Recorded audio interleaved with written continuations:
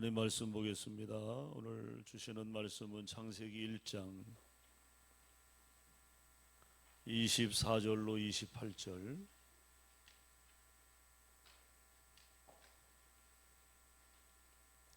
창세기 1장 24절로 28절입니다.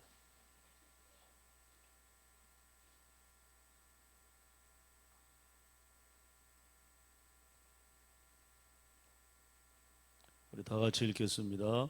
하나님이 이르시되 땅은 생물을 그 종류대로 내되 가축과 기는 것과 땅의 짐승을 종류대로 내라 하시니 그대로 되니라. 하나님이 땅의 짐승을 그 종류대로 가축을 그 종류대로 땅에 기는 모든 것을 그 종류대로 만드시니 하나님이 보시기에 좋았더라. 하나님이 이르시되 우리의 형상을 따라 우리의 모양대로 우리가 사람을 만들고 그들로 바다의 물고기와 하늘의 새와 가축과 온 땅과 땅에 기는 모든 것을 다스리게 하자 하시고 하나님이 자기 형상 곧 하나님의 형상대로 사람을 창조하시되 남자와 여자를 창조하시고 하나님이 그들에게 복을 주시며 하나님이 그들에게 이르시되 생육하고 번성하여 땅에 충만하라. 땅을 정복하라. 바다의 물고기와 하늘의 새와 땅에 움직이는 모든 생물을 다스리라 하시니라. 아멘. 자, 우리 옆 사람과 인사 나누겠습니다. 주의 사랑으로 사랑합니다. 이렇게 인사 나누세요. 네.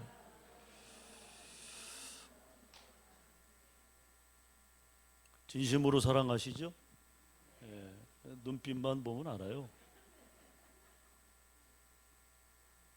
오늘 뭐 다니러 오신 분들은 없으시죠? 예.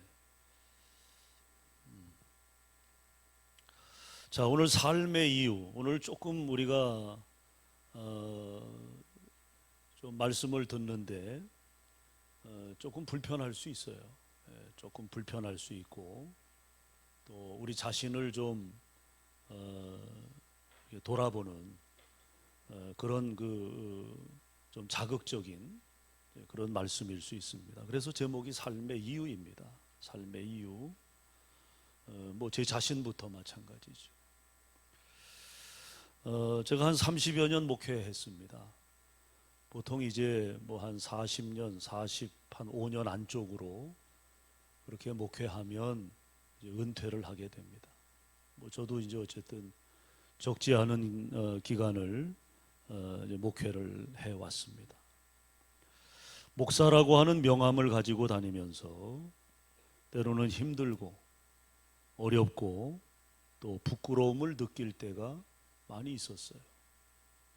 즉 교회가 교회로서의 본연의 모습을 잃어버림과 또 그로 인해 폄하되고 부끄러워진 기독교의 어두운 현실 때문에 그런 것으로 인한 불편함 또 부끄러움이 있었습니다.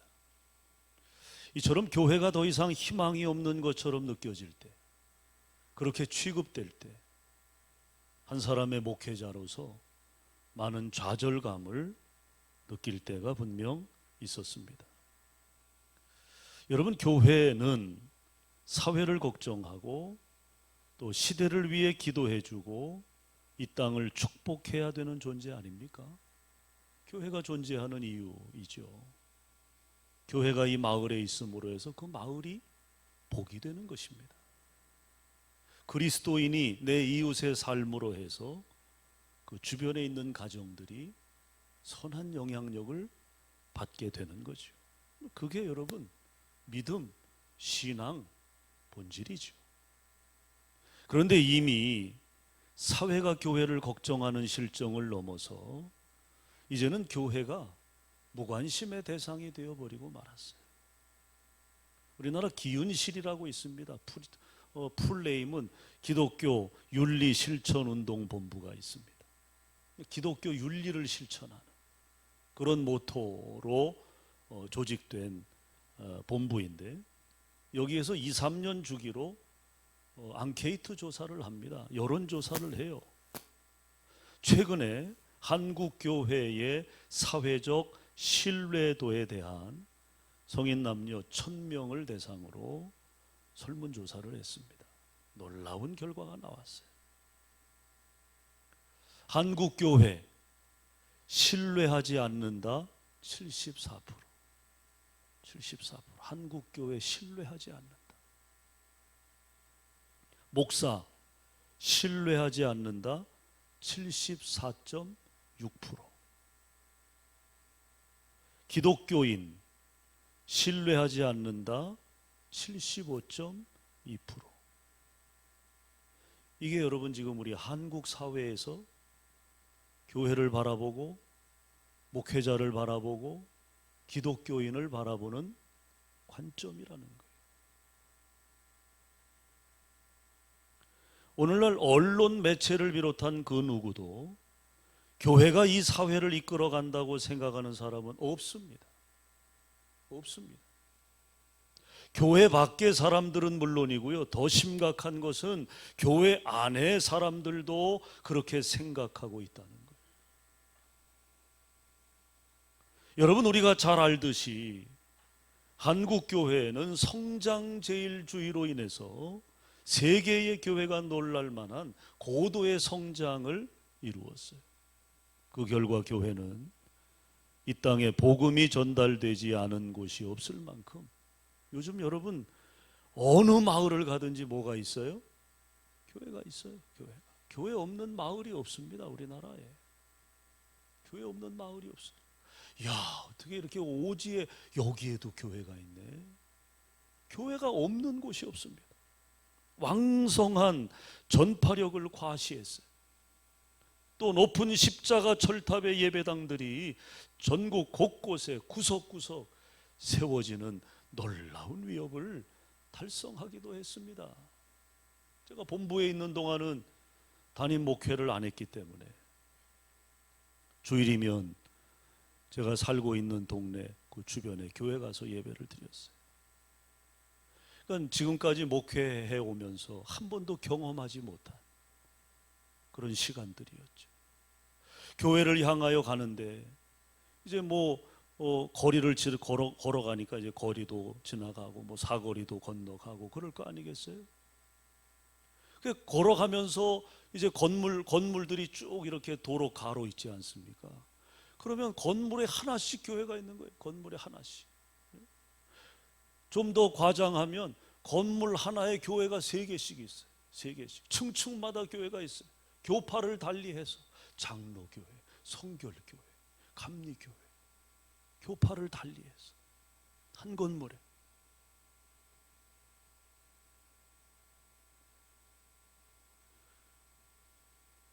천천히 걸어가면서 그 광경을 이렇게 보는데 참 여러 가지 생각이 들더라. 여러 가지 생각. 야, 교회가 많아도 너무 많구나. 그걸 우리는 자랑하죠.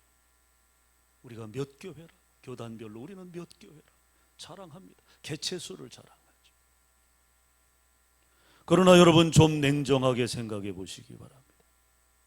우리가 그렇게 땀 흘리며 교회와 하나님만 보고 달려왔음에도 불구하고, 집을 팔고 땅을 팔아 교회를 세워왔음에도 불구하고, 복음을 들고 그 말씀대로 살려고 발버둥 쳐왔음에도 불구하고, 밤을 새워가며 새벽잠을 설쳐가며 기도해 왔음에도 불구하고, 과연 그 교회들이 지금 진정 자랑스러운가?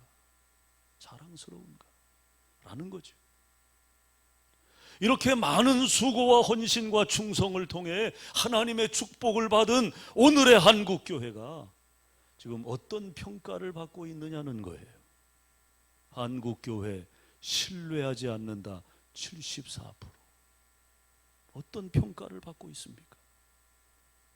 기독교인 신뢰하지 않는다 75.2%.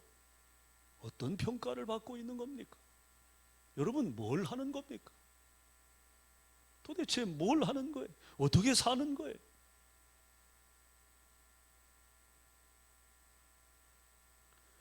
실제로 WCC가 세계교회협의회입니다. 수년 전에 한국교회가 폭발적으로 성장하니까 면밀하게 조사를 한 거예요. 야, 도대체 한국교회 뭐가 있냐? 어? 뭐가 있길래 이렇게 한국교회가 세계 제일의 교회가 됐냐? 예? 면밀하게 조사하고 분석을 한 후에 이렇게 평가한 적이 있습니다. 한국교회의 70년대, 80년대의 폭발적인 영적 성장은 세계가 놀라움을 갖고 주목하는 바이나 그 내용을 보면 무속신앙, 즉 샤머니즘의 신앙 형태와 유사한 점이 많이 드러난다. 이게 세계교회협의회가 한국교회를 진단하고 그들이 평가한 내용입니다. 성장한 거 인정해. 교회가 많이 늘어난 거 인정해. 기독교인이 많이 늘어난 거 인정해. 그러나 그 신앙의 수준이, 질이 무속신앙의 형태를 띠고 있다는 것. 즉 세계교회의 눈에 비친 한국교회의 특성은 4분 오열로 인해 수많은 종파, 또 영성의 혼탁함, 교회의 물량주의, 성직자들의 세속화 등 장점보다는 단점이 더 많이 나타나고 있는 것이 사실입니다. 여러분, 무엇인가 잘못된 결과가 자주 나타난 것은 문제가 있다는 거죠. 문제가 있다는 거예요. 문제가 있기 때문에 어떤 현상이 자꾸 나타나요. 우리가 기계도 써보면 작동이 잘 삐걱삐걱 안 될 때가 있잖아요. 그러다 또 작동이 돼요. 그러다 또 어느 순간에 또 잘 말을 안 들어요. 그러다 또 어떻게 하면 또 작동이 되고, 그건 뭐예요? 이게 반복된다는 건 뭐예요? 문제가 있는 거예요. 어느 부분에 문제가 있는 거예요.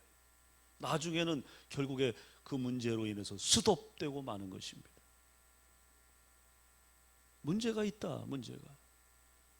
그렇다면 그 원인이, 그 문제가 여러분 뭐라고 여기십니까? 한국교회 이런 상황들, 이 문제, 이 원인이 여러분 뭐라고 생각하십니까? 그것은 우리가 건강하지 못한 신앙을 갖고 있다는 거예요. 건강하지 못한 신앙을 가지고 있다. 즉 바른 기독교의 정신을 갖고 바른 영성으로 신앙생활을 해 나가야 하는데 우리는 그 중요한 가치들을 많이 놓치고 있다는 거죠. 많이 놓치고 있다. 사실 그리스도인의 잘못된 영성에 관한 문제는 하나님의 말씀을 잘못 이해한 데서 오는 신앙적 오류가 그 바탕에 깔려 있음을 봅니다. 또 그리스도인들의 잘못된 욕심은 하나님의 명령을 잘못 이해한 데서 나타나는 오류라는 거예요. 그러므로 성장주의 관점에서 볼 때 특히 오늘 본문 말씀에 대한 오해가 그 대표적인 예라고 할 수 있을 겁니다. 오늘 27절, 28절 우리 다시 한번 읽겠습니다. 27절, 28절 다 같이 시작.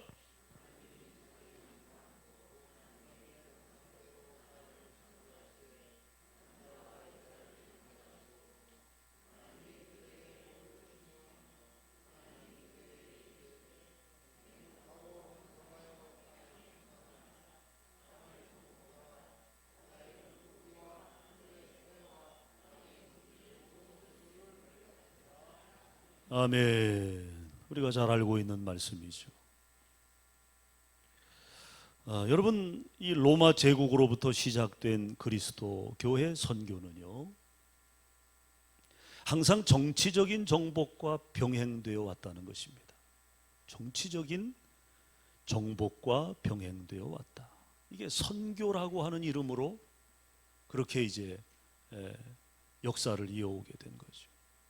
그래서 그리스도교 국가들은 자신들의 영토를 넓히기 위해 끊임없이 국가적 전쟁을 일으켜 왔고요.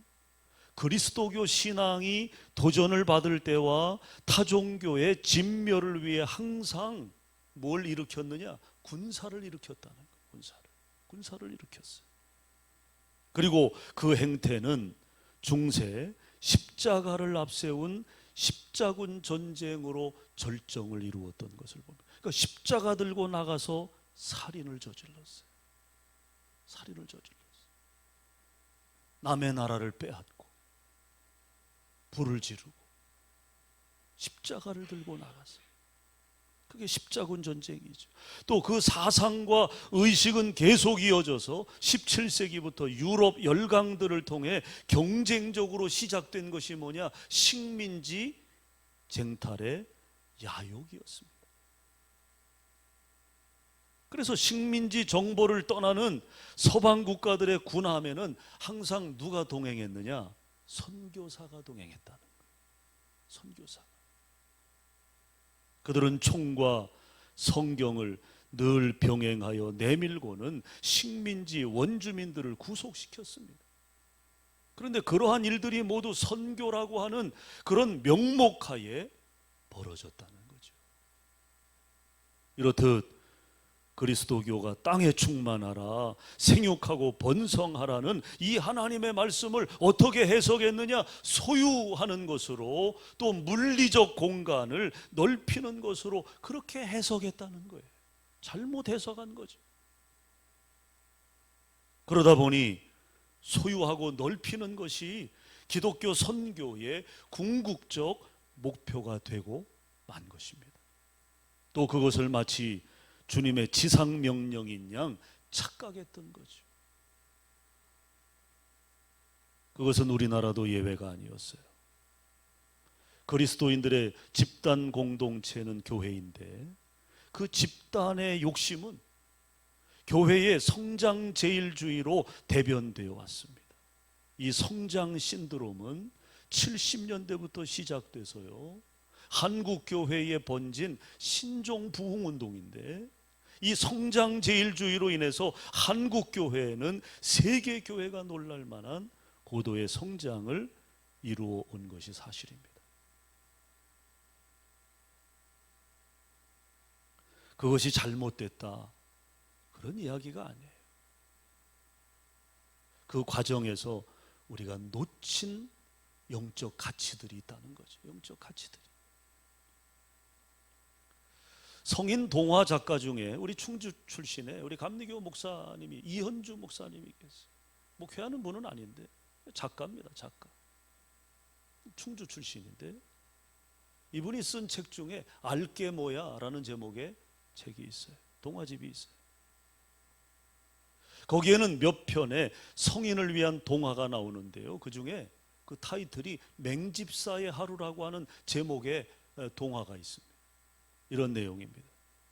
이 맹집사가 예수를 믿게 됐어요. 예수를 영접했어요. 은혜를 받았어요. 구원의 기쁨, 감격, 주체할 수가 없는 거예요. 하나님의 자녀가 되고 내가 이제는 구원받은 백성이 되었다는 그 기쁨을 주체할 수가 없어서 하나님 앞에 기도합니다. 하나님, 제가 하나님의 일을 위해, 전도를 위해 살겠습니다. 그렇게 서원을 합니다. 그리고 하나님, 내가 어떤 일을 해야 하나님이 기뻐하실까요? 그러면서 생각하는 거예요. 내가 뭘 해야 하나님이 기뻐하실까? 내가 어떤 일을 하면 하나님이 기뻐하실까? 그러다가 번뜩 생각난 게 있었어요.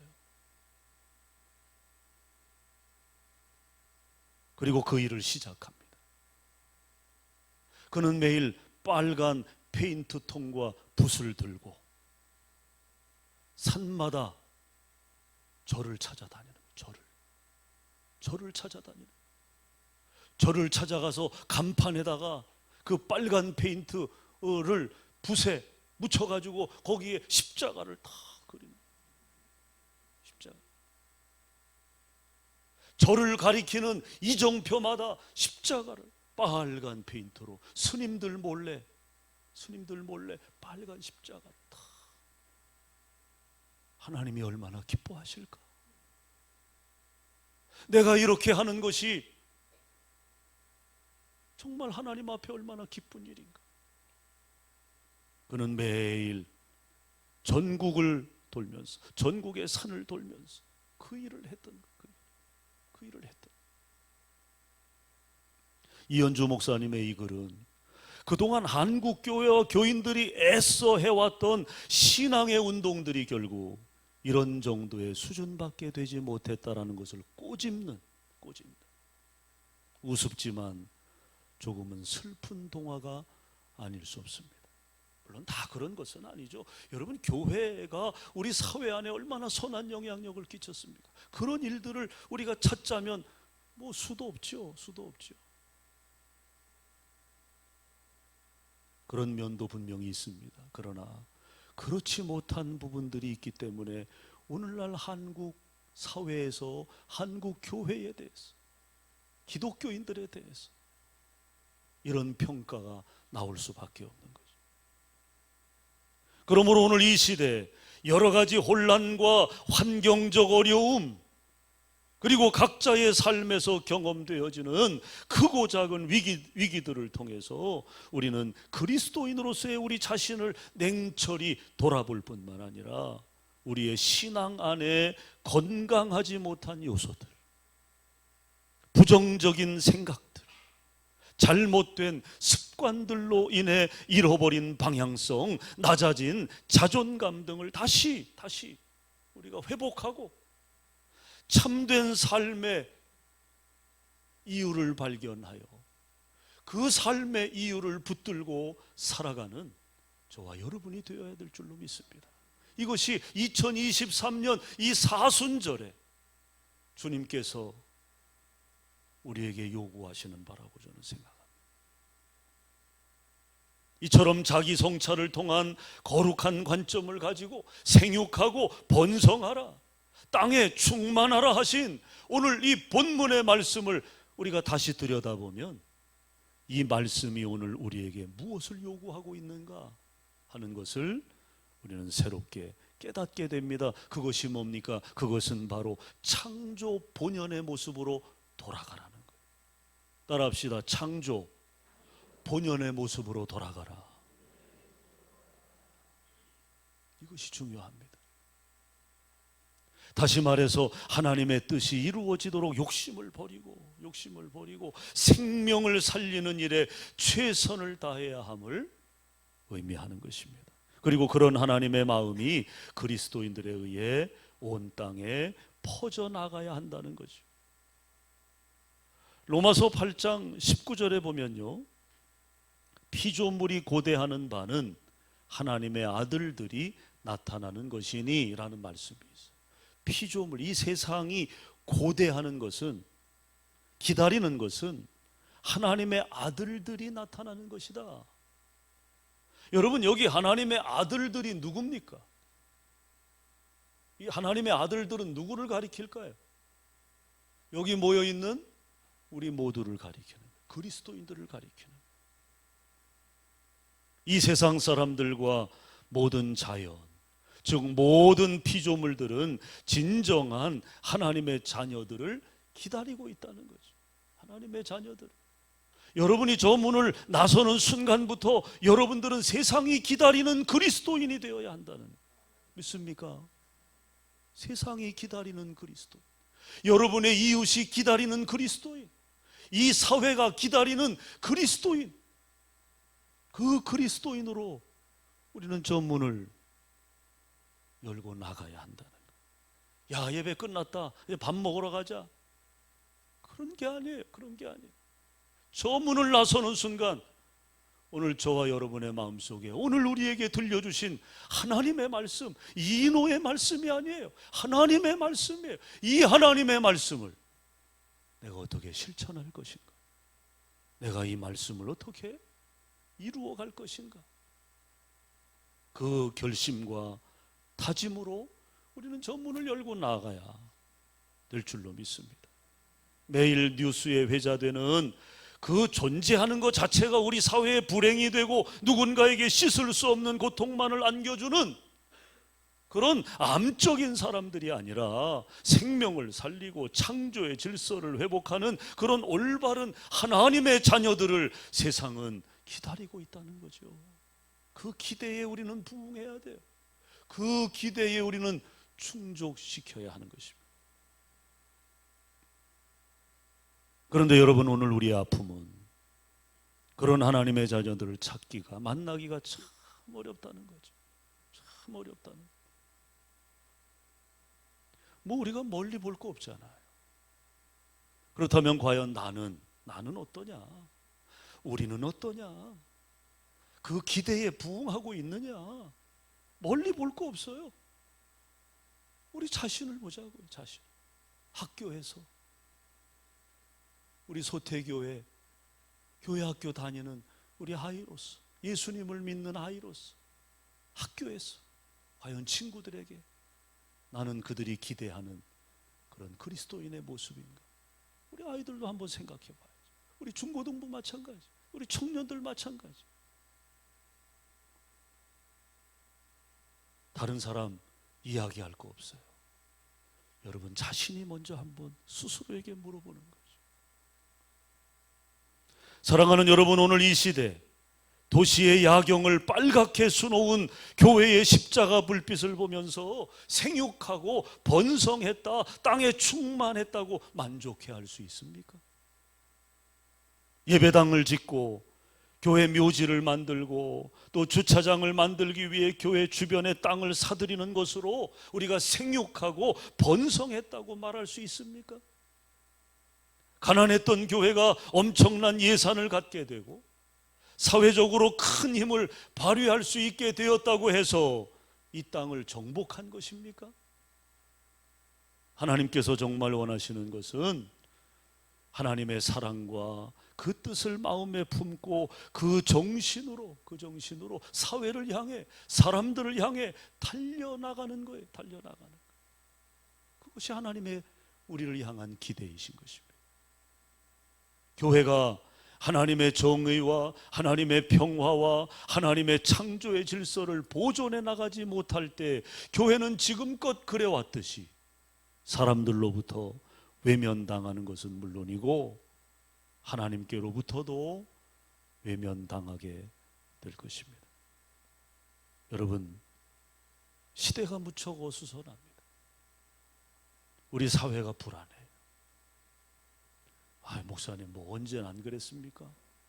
그렇게 생각하지 말고 오늘 이 시점에서 우리는 불안한 이 세상을 바라보, 어수선한 이 세상을 바라보면서 우리의 역할을 찾아야 되겠죠. 경제 질서가 붕괴되고 계층 간의 갈등이 심화되고 도덕과 윤리가 증발된 모든 가치관이 사라지고 혼란만이 가중되는 오늘의 시대에 우리는 무엇을 위해, 무엇을 하며 살아야 하겠습니까? 하나님은 오늘 우리에게 이렇게 말씀하고 계십니다. 생육하고 번성하라. 땅에 충만하라. 땅을 정복하라.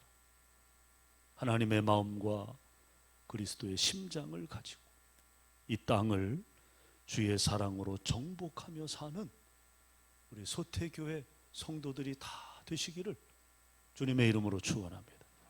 기도하겠습니다. 우리 시간 한 1분만 기도하겠습니다.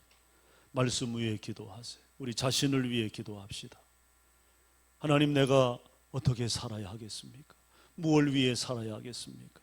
오늘 하나님이 원하시는 그 일을 우리가 할 수 있도록 우리를 당신의 능력의 도구로 사용하여 주시옵소서. 우리가 나아가는 곳곳마다 변화가 일어나고 우리를 만나는 이들이 그리스도인들을 칭찬하는 역사가 우리의 삶으로부터 시작되게 하시옵소서. 우리가 신뢰받는 그리스도인들이 되게 하시고 우리 소태교회가 신뢰받는 교회가 되게 하여 주시옵소서. 우리 간절한 마음으로 주여 한번 부르고 기도합니다. 주여, 할렐루야. 하나님, 오늘 우리가 아버지여 주님 앞에 우리의 삶을 결단하고 주님 앞에 아버지 열린 마음을 가지고 하나님의 뜻을 이루기 위한 아버지여 거룩한 결심을 우리 마음속에 품기 원합니다. 주님의 나라를 이 땅에 이루어가기 위하여, 하나님의 영광을 아버지 하나님 이 땅에 세워가기 위하여 주님, 우리가 아버지여 변화되기 원하고 우리가 하나님의 거룩한 백성들로 서기 원합니다.